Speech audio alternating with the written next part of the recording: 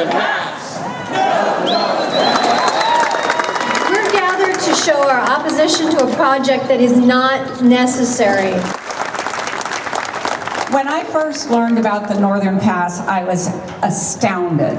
I could not believe that any company or any person would consider putting ugly, monstrous steel towers twice the height of a pine tree every 400 to 700 feet through our countryside and towns. Because you are now witnessing firsthand what I have seen firsthand over the years, that these are real people affected by this monstrosity. And that balloon is actually the real orange balloon of truth, because that is the height of some of those towers.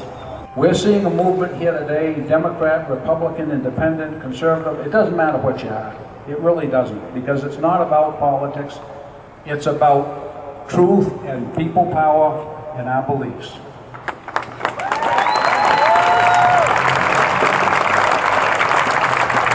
We are the protectors of this land that so many generations before us have worked, conserved, and enjoyed.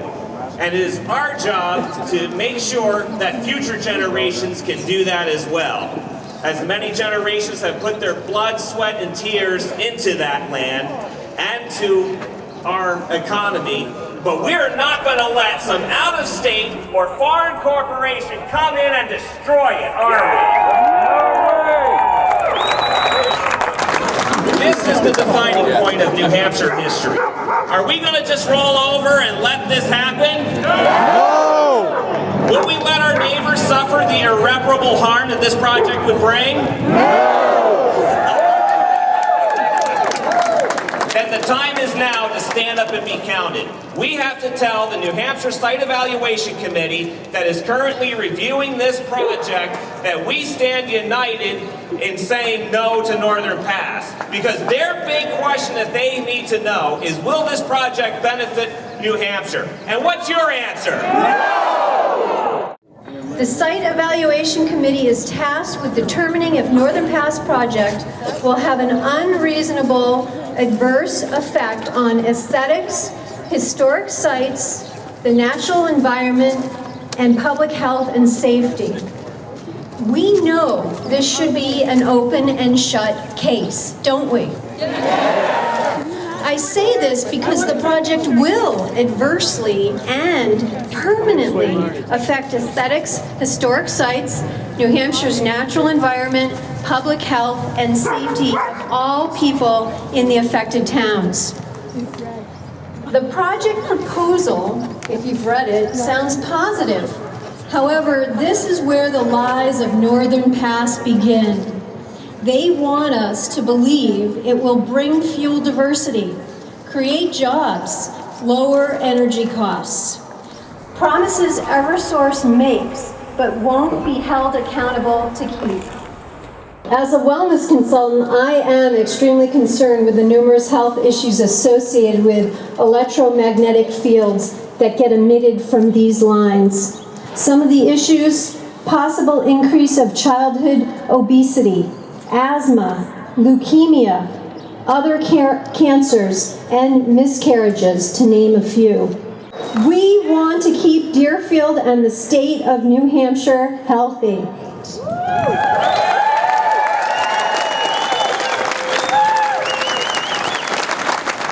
Northern Pass is not green energy. Hydro-Quebec has flooded millions of acres of forest, destroying entire river ecosystems, releasing poisonous mercury into the food chain. Reservoirs built for their dams emit large amounts of greenhouse gases, creating more environmental damage. Second truth: Northern Pass will ruin the natural beauty and cultural heritage of New Hampshire. With over 1,100 high-voltage towers every 800 feet, some more than 150 feet high, substantial visual impacts will occur in many towns and historic areas across New Hampshire.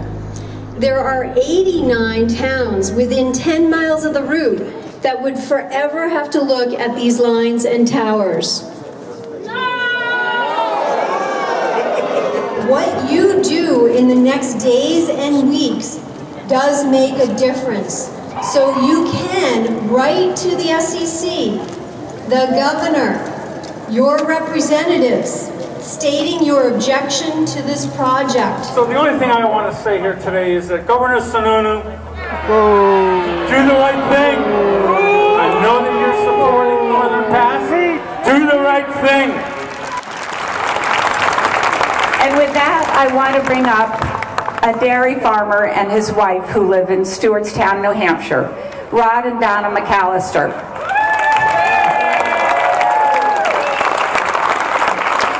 These amazing people turned down over $4.5 million for their land.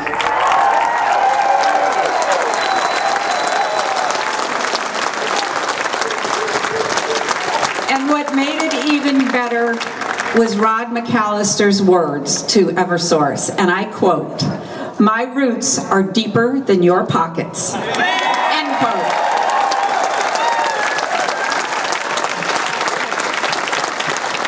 And he has exemplified what is so much a part of the North Country people. We treasure our land, we treasure our heritage, we treasure our views, and we will not allow them to be destroyed, especially for money.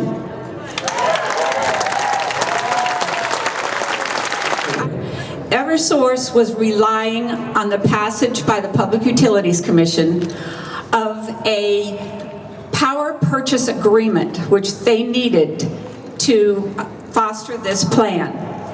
And the Public Utilities Commission turned them down. Yes, finally. And during the SEC hearings, when Mr. Quinlan of Eversource, the Eversource New Hampshire president, was asked what that would do to the Northern Pass project, his comment was, "There's another bill in process that will make up for this turndown." That is SB 128. And kill it, kill it, kill it. They made it sound like this bill was about reducing rates for the ratepayers.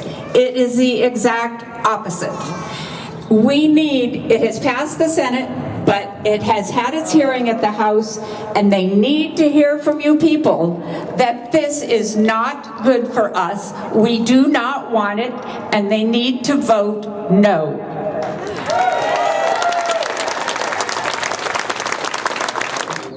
My wife and I were born and raised in this state. We've lived here our entire lives, except for when I was in the service. My grandmother is a Quebec Indian that lived in Pittsburgh and was one of the original founders of Pittsburgh. But the Pessamit Indians up in Quebec, which is 400 miles north of the Canadian border in northern New Hampshire, have been taking advantage of this project now since 1950. The dams that are being built up in Canada cover enough land to flood the state of Connecticut and Rhode Island once in 2/3 times.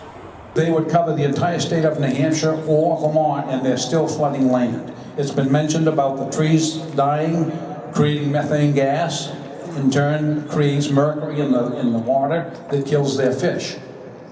There are two types of dams in Canada. One is called base load power, the other is called peak power. The peak power dams, which the Pessamites are being, disparaged by or whatever, is only used when the price of electricity is at its highest. Those dams can raise and lower the level of water on the rivers 5 to 14 feet in a matter of hours. The salmon in those rivers no longer exist. If the water is down, the salmon run the river, they lay their eggs, they flood the river, the eggs are washed downstream. If they don't flood the river and they drop the level, the eggs dry out and the salmon disappear. We need to be conscious of what they're doing in Canada would not be allowed in the United States of America. We would not allow it here, and yet Eversource is willing to buy this power at their expense. I want to share this letter with you from the Pessamit Indians who are bearing the brunt of this project. When you hear clean green energy, think of these people. Think of the source. And that is what the Site Evaluation Committee and the U.S. Department of Energy need to consider, as well as the people who work in this building that are elected by you should know. Quebec and Hydro-Quebec unlawfully appropriated a territory that was the heart of our culture for thousands of years. They have ravaged our social harmony and rendered it destitute. This forced migration is a key piece of the cultural genocide orchestrated to produce Hydro-Quebec's so-called green energy. Pessamit has paid and continues to pay a totally unfair price for the development of Hydro-Quebec. Hydro-Quebec is now requesting New Hampshire citizens to be dispossessed of the most valuable part of their environment at the Quebec State-owned society's profit. There are 13 hydroelectric power stations located and operated illegitimately in our traditional territory. They were built without impact assessment, without the agreement of Pessamit, and without compensation. This outrageous non-compliance with laws and international conventions by a Quebec State-owned corporation occurs to the detriment of Aboriginal peoples. Facing the threat of the Northern Pass project, Pessamit forcefully denounces the indefensible privileges that Hydro-Quebec is now trying to acquire from the New Hampshire population. And they sign it with our wholehearted support, Chief Renee Simone, Pessamit Innu First Nation.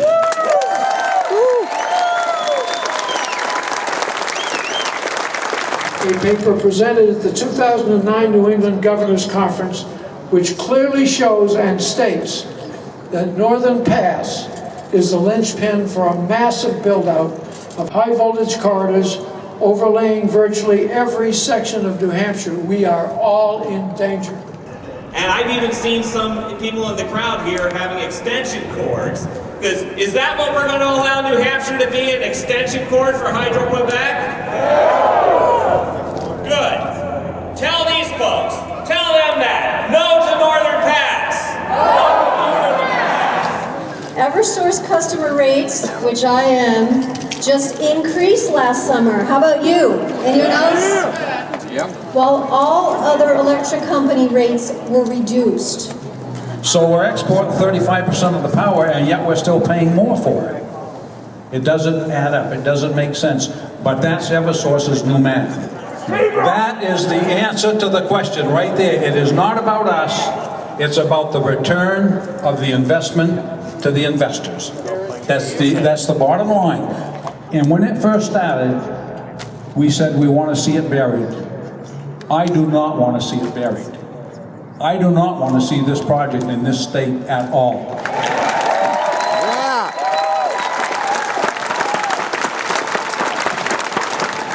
And here's the big one. Northern Pass is not a done deal. Can you say that?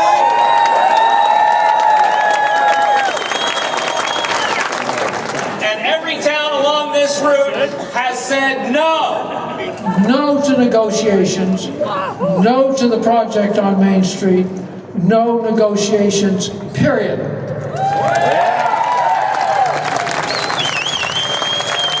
And who is going to win this fight? We are! Thank you very much. Keep up the good work. My backyard starts in Pittsburgh, New Hampshire, and it goes to Portsmouth, Nashua, and the entire length of this state.